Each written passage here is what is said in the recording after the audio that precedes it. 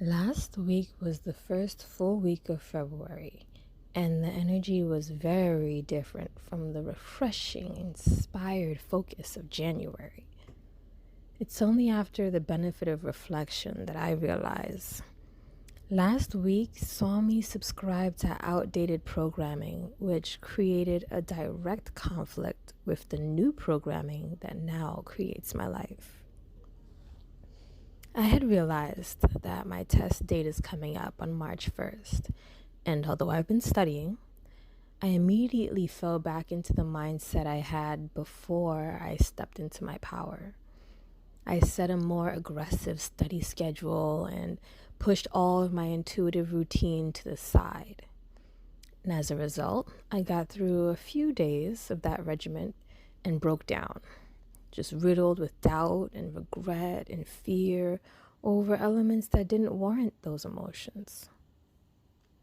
By recalling my old ways of being motivated by anxiety and moving from a place of control, which was just needing to finish reading the entire textbook in detail before my test, I had shifted a balance between my feminine and masculine energies that I had worked so hard to create and maintain.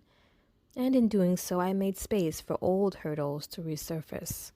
Hurdles that are only actually obstacles when I'm overly grounded in my masculine energy.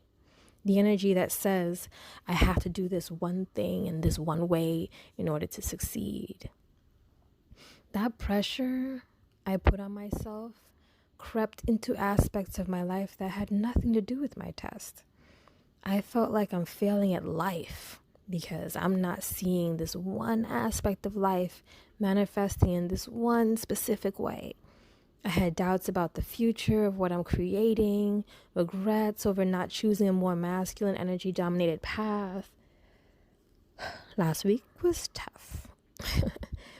And it took me getting to the weekend and resting and resetting to realize the forces at play here and why I was feeling this way about a life I love and feel so abundant in. I no longer operate from a space of heavily grounding in my masculine energy because my natural tendency of soothing my anxiety by exerting control amplifies its regimented nature and stifles my energetic flow. The flow of intuitive energy is where my power lies. Seeing how I've cut myself off from my power, I released the aggressive study schedule and went back to my intuitive routine, which is just taking time to look at beautiful things, smell inviting scents, hear soft sounds, taste delicious flavors, to just be and let my senses lead me to life. And when I did that, all my doubt dissipated, all my fear gone. Furthermore, it occurred to me to just take the practice test, to see where I stand and go from there. So I took the practice test and passed it with my current knowledge base. So I'm still going to study, but I know my stuff, so it doesn't need to be so aggressive. More like just a refresher course.